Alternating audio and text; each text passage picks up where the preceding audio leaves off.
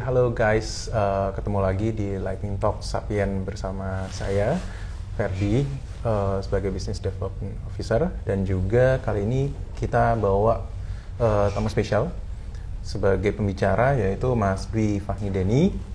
Beliau adalah Observability dari Product Manager ya, Observability. Oke, selamat malam Mas Denny. Ya, selamat malam Mas Ferdi. Mas, untuk episode saat ini kita akan ngobrolin terkait observability. Wah, ini kayaknya lumayan nih kata-katanya. Apa sih observability itu, Mas? Nanti kita akan bahas secara ya bahasanya dengan mudah ya, observability itu apa. Nah, terus nanti kita juga akan berkenalan dengan komponen-komponen observability. Real case observability atau use case yang real di lapangan atau real world itu seperti apa. Dan yang terakhir, yang akan jadi pamungkas dari pembahasan kita malam ini sebetulnya ada satu poin yang kayaknya sih jangan dulu disebutin sekarang ya. Yang kita dulu disebutkan sekarang ya. Surprise-nya, sip. Ya, gimana? Apa kita masih ngobrolin introduction atau gimana nih, Mas? Kayaknya bisa langsung sih, Mas. Kita coba dulu ya. Pengen tahu apa sih sebetulnya observability. Kalau dari kata-katanya adalah observasi ability gitu ya, gabungan dari observasi ability. Jadi apa sih sebetulnya observability yang mau kita bicarain ini gitu? Terima kasih Mas Ferdi. Jadi teman-teman, kalau kita bicara sebuah kata atau wording tadi ya betul ya, observability itu dari observe dan ability, kemampuan mengobservasi. Tapi saya sebelum lanjut kepada terminologi dan aplikasi selanjutnya ya atau pembahasan lebih lanjut, saya sebetulnya ingin menganalogikan observability itu sebagai sesuatu yang sebetulnya kita punya. Ya, sebagai contoh misalkan saya ingin menganalogikan observability itu sebagai sebuah sistem saraf yang ada dalam tubuh manusia. Teman-teman ada yang tahu berapa jumlah sel saraf yang ada di manusia itu? Tahu nggak? Gila, mungkin miliaran kali ya? Betul, miliaran. Tepatnya ada yang tahu jumlahnya berapa? Wah, tahu? Ada idea, Mas. Jumlahnya ada 100 miliar neuron atau sel saraf. Wah, Nah, fungsi sel saraf itu memiliki unik ya, fungsinya masing-masing dan semua bekerja sama. Nah, kenapa saya bahas seperti itu? Dalam observability pun akan memiliki tingkatan fungsional yang sama. Ya, kalau dibilang walaupun tidak persis, tapi komponen dari semua observability itu punya tugas dan tanggung jawabnya masing-masing. Yang goal akhirnya memang melakukan observability-nya itu sendiri atau observe gitu ya, seperti itu. Nah, tadi saya menganalogikan dengan saraf. Nah, tadi ada 100 miliar saraf manusia gitu ya. Nah, setiap saraf pun itu memiliki fungsinya. Nah, ketika ada sesuatu masalah dengan salah satu saraf, maka sel saraf itu akan melakukan respon. Dan respon itu akan melakukan outputnya adalah sebuah action. Ada tindakan ya, ada tindakan, ada aksi dan reaksi. Nah, aksi dan reaksi dalam sebuah sistem saraf, nah itu dikontrol oleh sistem saraf pusat, which is itu otak kita. Nah, kemudian aksi dan reaksi itu akan menjadi nyata ketika ada respon balikan. Artinya maksudnya seperti ini. Ketika ada respon yang sama, saraf akan cepat mengenali bahwa ini masalah yang sama. Nah, begitu pula sebenarnya dengan observability. Nah, nanti kita akan membahas secara lebih detail. Kenapa seperti itu? Mirip-mirip ya, gitu kan. Tapi dengan menganalogikan sistem saraf tadi, sebetulnya kita bisa melakukan bisa menselaraskan ya apa yang kita ingin observe atas kejadian aksi dan reaksi tadi gitu ya. Nah, kita lanjut aja dulu ya, karena ini materinya nyambung ke analogi ya. Kita akan bahas sebenarnya ada 5 pembahasan. Ya, yang pertama ya tadi kan kita akan membahas tentang introductions observability itu sendiri ya, kemampuan mengobservasi itu ya. Terus yang kedua, apa sih bedanya observability dengan monitoring? Jadi observability dan monitoring ini menarik nih karena orang juga menyangka bahwa observasi dan monitoring itu hampir semua sama ya. Hampir sama. Tapi ternyata gitu beda. kan. Beda sekali. Nah, nanti akan kita jelaskan perbedaannya lewat sebuah comparison table ya. Gitu. Nah, kemudian di bagian ketiga kita akan membahas sedikit saja tentang definisi ataupun komponen dari observability itu sendiri. Oke, ada komponen. Ada komponen metrics, logging, dan tracing. Nah, itu akan kita bahas lebih mudah nanti di session ketiga. Yang keempat, ketika kita bicara tentang use case atau real case, real world ya, use case dalam observability. Nah, apa saja sih sebenarnya yang kita bisa lihat secara langsung, yang kasat mata ya, dalam bentuk observability, bahkan apa yang ada di lingkungan kita sebetulnya. Oke, kemampuan observability-nya itu sendiri. Oke. Dan yang terakhir yang tadi saya bilang, ada sesi nih sebetulnya. Sesi yang akan kita bahas lebih deep dive soal tooling yang kita gunakan untuk melakukan observability. Oke, sip. Ya. Oke, kita lanjut kali ya, langsung aja. Langsung aja kita. Nah, tadi kita bicara soal introductions. Nah, ini akan menjawab pertanyaan yang tadi. Apa sih observability dengan bahasa teknikalnya? Nah, yang tadi saya udah menganalogikan tentang sebuah saraf. Nah, saraf itu berarti ada kemampuan untuk melakukan identifikasi, respon, dan lain sebagainya. Nah, observability ya seperti ini tadi. Jadi ada kemampuan untuk melakukan sebuah sebutannya knowing behavior atau kita tahu bahwa sistem itu bekerja dengan baik atau enggak. Jadi tadi ya kemampuan untuk membaca ya kan apa saja yang terjadi di dalam sebuah sistem, baik itu internal maupun behavior daripada environment system itu sendiri, gitu ya. Nah, apa saja yang diobserve ya? Yang pertama dari data, ya pastinya data dong ya kalau kita bicara observability. Betul. Apa saja dari data itu komponennya? Ya pertama logging, metrics, dan juga tracing, gitu ya. 3 itu ya? 3 itu. Dan 3 tadi merupakan bagian dari komponen observability yang nanti akan kita bahas di section selanjutnya. Oke. Nah, kita mulai selanjutnya. Ini terkait impact kepada bisnis. Kan tadi kan kita berbicara soal observability, kemampuan melakukan observasi sendiri ya. Nah, ini masuk kepada bisnisnya. Betul, bisnisnya. Ya? Nah, tadi kan kita bahas tentang kemampuan atau ability-nya. Terus why and what-nya sudah ya, gitu kan. Challenge-nya sebetulnya. Nah, ketika kita bicara soal tadi ya multi-device, multi-platform dan lain sebagainya, challenge untuk melakukan observability itu semakin kompleks ya di dunia yang sekarang. Kenapa? Karena banyaknya sekarang orang sudah mengenal yang namanya mobile device, ya kan. Terus apalagi sekarang kita sudah mengenal istilah baru yang namanya Internet of Things ya.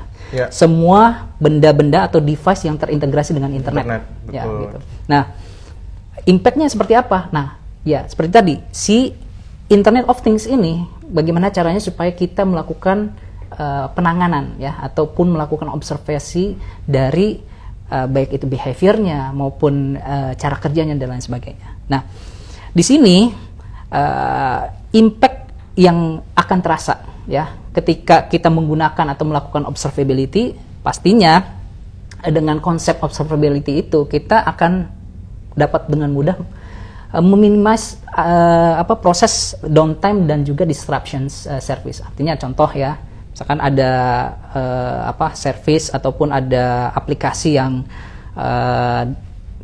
tidak bisa diakses gitu ya. Nah, itu sebetulnya kita bisa meminimalisir proses tadi gitu ya.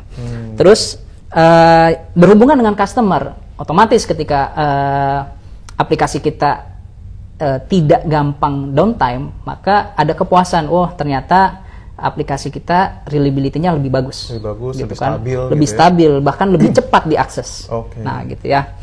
Kemudian lain-lain sebagainya sampai kepada yang paling penting ya dalam sebuah proses observability dari sisi impact-nya itu akan memberikan nilai tambah ya kepada bisnis proses itu sendiri, gitu ya. Seperti yang saya sebutkan di sini differential in the market.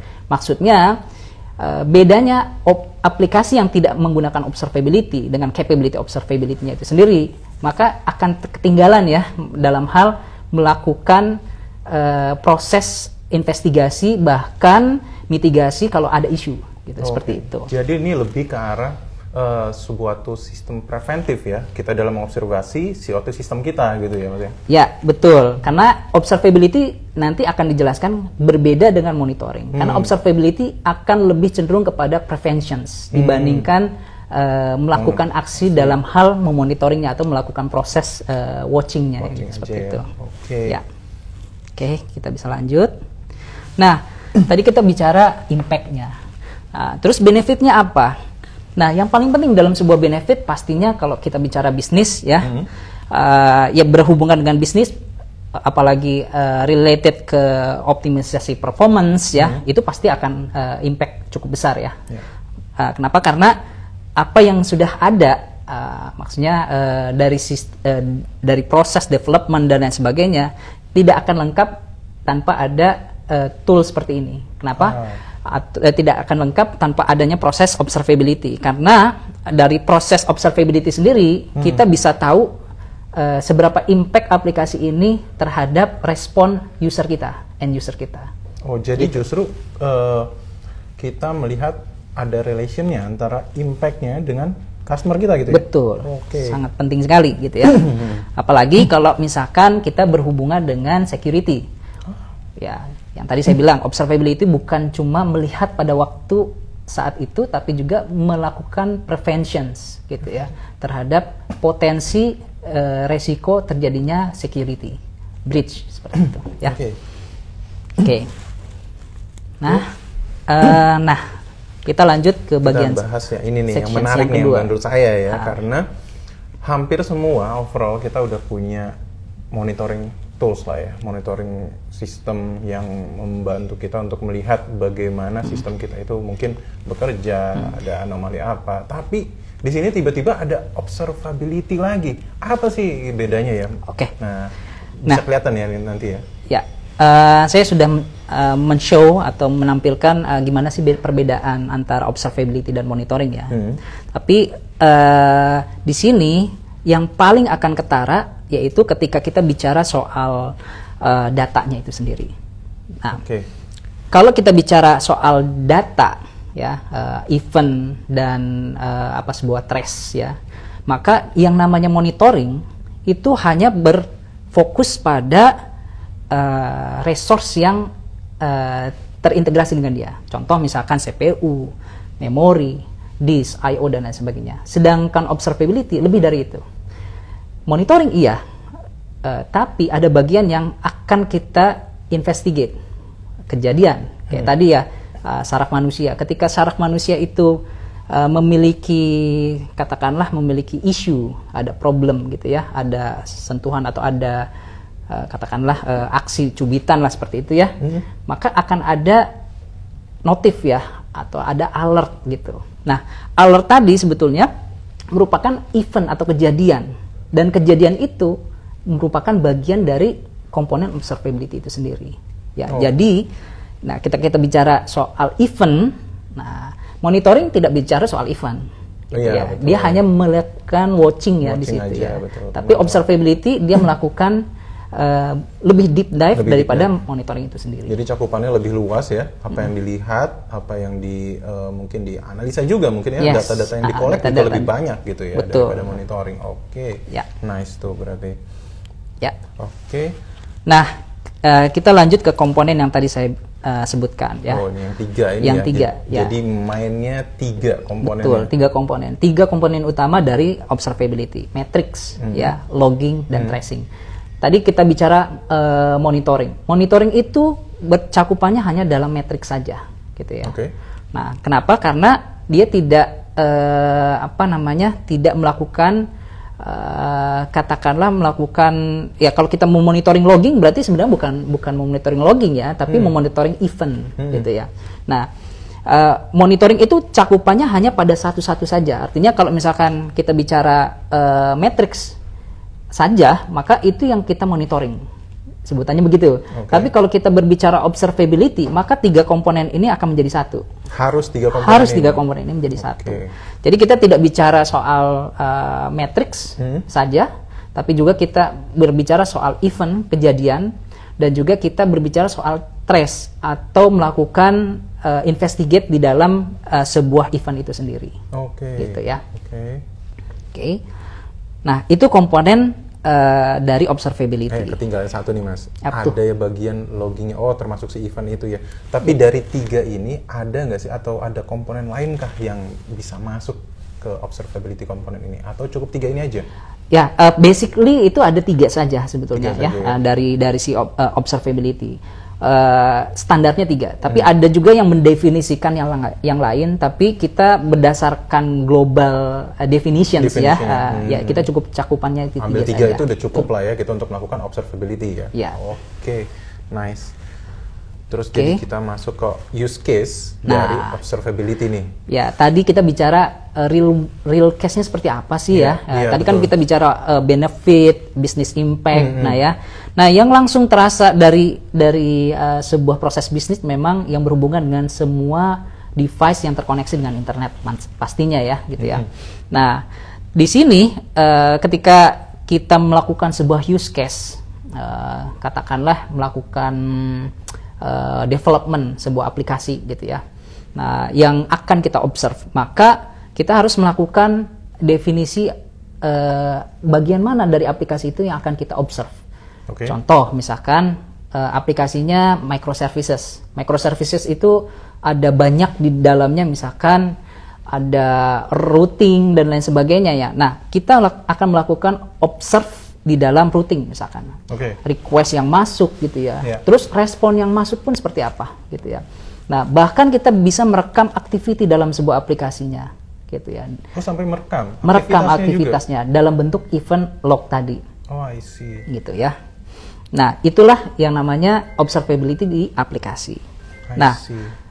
Observability dalam real case juga kita akan berhubungan dengan infrastructure itu sendiri ya, pastinya ya. Ada physical bermetal, ada virtual machines, ada juga cloud ya. Jadi tidak terbatas pada satu platform saja gitu ya. Oh, jadi 3-3-nya bisa. Biasanya kan hanya cloud saja atau di physical saja gitu kan, atau pilih salah satu gitu kan. Ternyata ini bisa 3-3-nya. Bisa gitu kan. Bahkan kalau kita berbicara observability secara internal, maksudnya internal itu bawaan daripada operating systemnya itu sendiri, itu ada. Nah, for your information, kernel Linux itu dari kernel 3 saja itu sudah punya sebutannya semacam observability, ya bisa dikatakan observability yang bisa diobserve ya, karena dia melakukan output sebutannya event juga ada, log juga dan lain sebagainya. Jadi si kernel itu dia memposisikan dirinya, kalau kamu bisa membaca saya, gunakan ini, perangkat ini. Artinya seperti itulah ya bahasanya. Nah, juga kalau kita berbicara observability di di platform ya, katakanlah apakah itu kontainer atau aplikasi yang tidak kontainer ya. Nah, itu juga kita bisa melakukan observability di dalam kontainer dan container orchestration-nya sendiri. Apalagi yang tadi saya mention di awal, bahwa kalau kita terkoneksi dengan device internet, ya device-device itu seperti IoT ya. Nah, itu kita bisa melakukan observability itu, baik dari sisi network jaringannya maupun health daripada device-nya itu sendiri, gitu ya. Device health-nya. Jadi kalau dia rusak, panas ataupun error, itu bisa juga. Bisa juga. Dengan catatan device-nya mengeluarkan sensor ataupun maksudnya signal ya, sinyal respon yang direkam oleh si sebutannya sensor itu ya. Gitu ya. Dari sensor dia akan ya, jadi dalam bahasa teknisnya ada isu ataupun ada katakanlah dibaca oleh sensor ya, menjadi data analog. Data analog itu akan di-convert menjadi data digital. Nah, data digital itu yang akan dikirimkan sebagai bentuk dari metrik, event dan lain sebagainya gitu ya, seperti itu. Jadi kita bisa melakukan observability dengan catatan bahwa device kita pun melakukan ataupun mengekspos dari sensor-sensor itu. gitu ya, secara digital gitu. Keren ya, jadi, berarti lebih luas lagi nih. Jadi selain aplikasi atau infrastruktur yang biasanya kita gunakan gitu untuk observability, ternyata bisa masuk sampai ke container dan orchestration-nya juga, dan IoT-nya juga. Betul, IoT platformnya juga. Ya memang karena sekarang juga udah banyak yang pakai IoT dan mereka pengen tahu kalau misalnya ada error sistem di IoT mereka yang bermasalah, apakah networknya atau barang device-nya gitu ya, atau apanya ya kadang-kadang ya. Jadi dengan tools observability ini kita bisa lebih cepat tahu kemampuannya, cepat tahu apa yang rusak gitu ya. Ya, jadi lebih ya ini kita belum bicara tools ya, tapi berbicara metodologi dulu, supaya kita tahu apa yang akan kita sampaikan dan apa yang akan kita escalate atau taking care lah ya, seperti itu ya. Nah, jadi konsepnya seperti itulah ya. Ya. Oke. Nah, ini kita di bagian yang terakhir nih sebetulnya yang paling penting. Baru ini nih. Nah, jadi teman-teman, kalau teman-teman penasaran gimana cara melakukan observability, nah di tim Sapiens kita sedang mengembangkan produk observability tools internal kita sendiri yang kita akan rilis publik dengan nama, ini dia. Signals.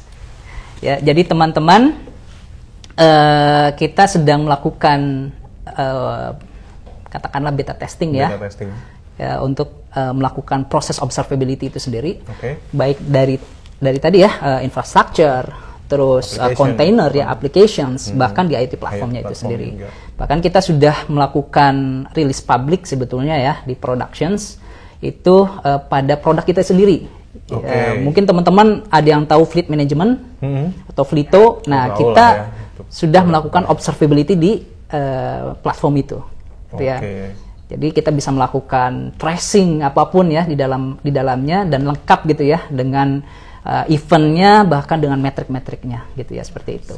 Nah, karena kita memiliki use case yang nyata, jadi kita confident nih gitu untuk melakukan rilis publik kepada teman-teman sekalian. Apa sih yang penasaran dengan produk kita ini ya? Gitu, Signal ini ya, ini termasuk menarik juga soalnya. Ya, jadi apa sih yang bisa kita sedikit deh sneak peek-nya si Signal ini seperti apa sih bentukannya, Mas? Ya, kan tadi kita bicara 3 komponen ya, 3 komponen observability. Yang pertama metrics ya, kemampuan membaca metrik-metrik yang tadi sinyal-sinyal ya, respon-respon digital tadi, dan kita akan tampilkan dalam bentuk visualisasi dashboard. Nah, terus kedua lognya dalam bentuk event ya. Nah, kita bisa menganalisa log tadi untuk melakukan investigasi apakah yang terjadi dengan apakah itu servisnya, terus di dalam aplikasinya itu misalkan ya ada bahasanya tuh ada error message ya, bahkan kita bisa melakukan sebutannya anomali ya, detections dari proses loggingnya itu sendiri. Jadi dia bisa ngebaca pola kalau ada anomalinya. Oke, nanti saya sebutkan yang di bagian mana tuh yang bisa nggak sabar pola. Ya guys, mungkin teman-teman juga udah ada nggak sabar. Seperti apa sih bentukannya Signal tuh gitu? Iya, Nah, yang pertama kemampuan membaca matriks ya. Nah, ini kita sudah implementasikan di Kubernetes cluster. Yang tadi kita bicara soal container ya, dan container orchestrations, controllernya. Nah, kita juga melakukan observability di sini ya. Gitu kan, melakukan matrix, melihat event kejadian yang ada di Kubernetes itu sendiri, sampai kita bisa melakukan cost optimizations di dalamnya. Wah, ini yang penting. Ya, clusternya. Cost optimization biasanya yang menarik. Ya, nah itu bagian daripada benefit kalau kita menggunakan observability. Ya, karena dengan adanya metrik tadi kita bisa tahu, ternyata misalkan infrastruktur kita over provisioning gitu ya, berlebihan dalam mempropose, atau ternyata terlalu kecil. Nah, seperti tadi itu akan kita observe gitu ya, seperti itu. Jadi nggak nggak cuma dikasih warningnya itu hanya dari misalnya kalau ada kerusakan atau ada masalah aja ya, tapi juga bisa memberikan indikasi-indikasi, ini dia kasih tahu nih ternyata terlalu berlebihan nih di infrastrukturnya gitu ya, resource-nya itu bisa juga ya. Yes, dalam bentuk suggestions ya. Tapi tetap actions-nya akan harus ya manually, harus ada orang yang akan memutuskan ya, seperti itu gitu ya misalkan. Tapi secara suggestions itu ya ada. gitu. Oke. Nah, ini kita udah terima pertanyaan dari kawan-kawan kita yang nonton dari BliIP.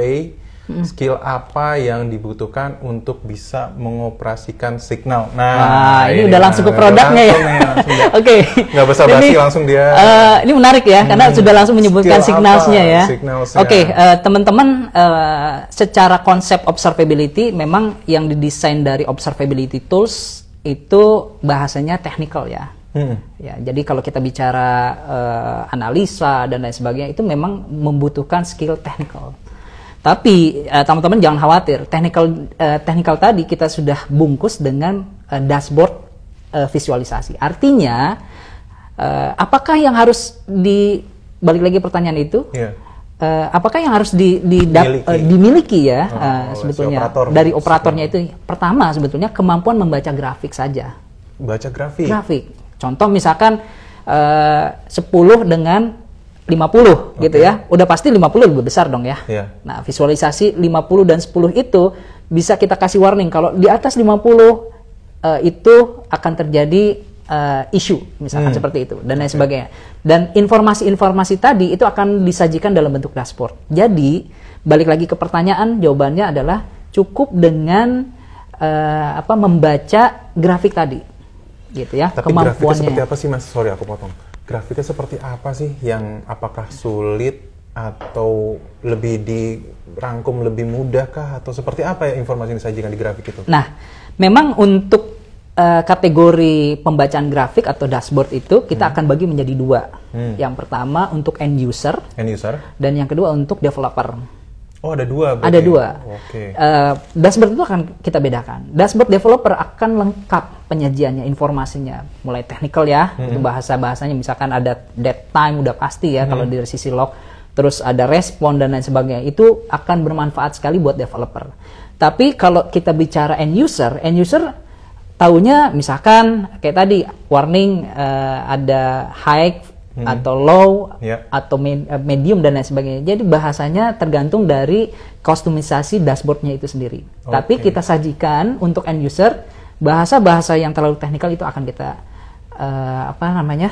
kita minimalis sederhanakan gitu ya, seperti itu. Jadi betul. Jadi kemampuan untuk membaca grafik secara sederhana itu paling dibutuhkan seperti itu. Jadi nggak cuma tools ini nggak cuma untuk pemantauan atau observability atau informasi buat si developer dan mungkin dari si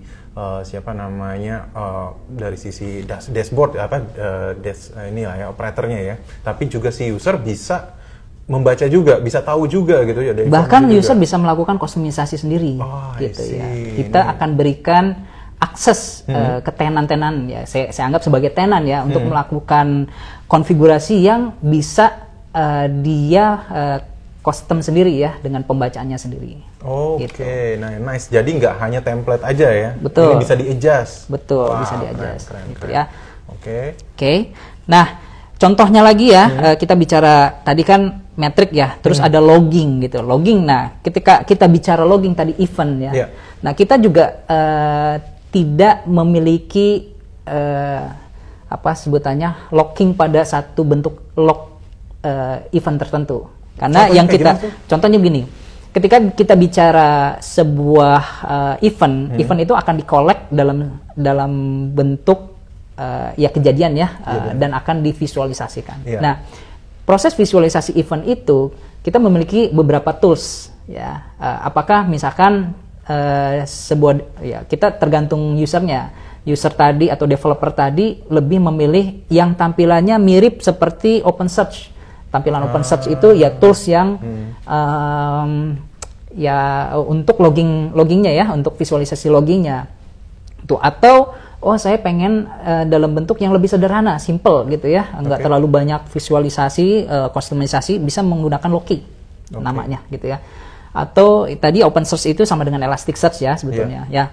Nah, kalau dengan rich features ya kita bisa melakukan dengan Elasticsearch dan OpenSearch. Bahkan yang tadi saya bilang, kalau kita bicara soal anomali, machine learning, bahkan feature-features yang kayaknya high end ya gitu ya, kalau untuk hype sekarang, maka kita sarankan untuk menggunakan internal signals ini di sisi OpenSearch-nya. Wes, gitu ya. jadi ini tools bisa diintegrasikan dengan beberapa platform yang sudah dimiliki sama customer. Ya, bisa dimiliki oleh customer atau tadi kita provide, gitu ya. Oke. Ya, jadi tapi kalau di sini Signals itu kita memprovide. Jadi teman-teman yang akan masuk ke dalam Signals, misalkan gitu ya, ini akan diberikan akun khusus, tenant khusus, dan di dalamnya sudah ada yang tadi metrik, logging, dan juga tracing sebetulnya. Keren. Ya, Oke. Gitu. Nah, apalagi selain itu capability-nya. Nah, untuk capability yang lebih advance di bidang aplikasi, kita ada namanya performance monitoring. Nah, ini masih ongoing ya, karena setiap setiap platform, baik itu dari aplikasi, ada platform stack ya, ada Python, ada Ruby, ada Golang dan lain sebagainya, itu memiliki karakter masing-masing. Yeah. Nah, kita akan fokus kepada 1 atau 2 bahasa pemrograman untuk melakukan performance monitoring ini sendiri. Sebagai contoh nih teman-teman, kalau teman-teman yang bergerak di bidang ataupun terbiasa dengan Python, ya, nah kita juga ada customisasi di bidang Python-nya itu sendiri ya, HPM ini ya, performance monitoring. Dan terus kalau teman-teman ada senang dengan pemrograman, saya lebih bisa bahasa Golang ya. Nah, jadi kita baru memprovide dua nih ya, dan Python. Kenapa? Ya? Karena memang bahasa yang lebih banyak digunakan sebetulnya ya, gitu. Dan yang terakhir, nah kita bicara soal tadi kan performance ya dari aplikasi. Nah, ada tracing. Tracing ini ya kita melakukan step by step ya, observability ataupun melakukan checking ya kepada setiap endpoint itu misalkan ada URL tertentu atau bisa dibilang sebuah microservice. Nah, ini kita akan lihat hubungan dari sebuah microservice ke microservice lainnya dengan cara trace tadi. Gitu. Berapa lama responnya dan berapa besar ya gitu kan impact-nya kepada microservice yang lainnya. Jika nanti misalkan ada 5 nih microservice A, B, C, D, E misalkan ya. Nah, terus ada salah satu dari satu microservice itu kita akan bisa kelihatan berapa lama ketika sampai ke sana dan stuck-nya di mana gitu ya. Nah, itu yang dinamakan tracing-nya itu sendiri. Oke, jadi journey-nya dari itu bisa ketahuan ya, udah sampai posisi sebelum prosesannya. Betul. Nah, sebagai contoh nih, kalau di e-commerce, misalkan kita melakukan check out. Nah, proses check out itu misalnya ada menembak custom aplikasi seperti misalkan checking kupon kah, ya kan? Terus cek API payment dan lain sebagainya. Itu kan panjang tuh proses itu. Nah, kita bisa melakukan trace di dalamnya gitu kan. Nah, dengan cara yang tadi kita tambahkan semacam SDK di dalam headernya, dan terus proses itu akan melakukan observability sendiri tuh, bisa dikatakan tiap titik dari setiap microservice-nya gitu ya. Nah, ketika nanti misalkan ada masalah dengan proses masukin diskon dan lain sebagainya ya, bahasanya seperti ya dalam aplikasinya. Nah, kita bisa melihat ternyata itu ada isu di microservice itu sendiri secara cepat gitu. Dan berapa lama proses itu akan terjadi gitu. Oke, mantap. Oke, aku coba jeda sedikit lagi. Masih ada pertanyaan dari Mas Heinrich. Apakah perusahaan perlu punya sistem teknologi tertentu untuk bisa implementasi Signal? Jadi perlu ada sistem sebelumnya nggak sih, atau punya teknologi tertentu nggak sih untuk bisa aplikasikan ini, atau bisa pakai Signal langsung aja nggak tanpa inilah gitu? Ya, Ini pertanyaan bagus ya terkait dengan implementasi ya. Karena gini, implementasi observability atau tools dari Signal ini akan ada 2 ya. Yang pertama agent atau yang kedua agentless. Nah, ini menarik ya.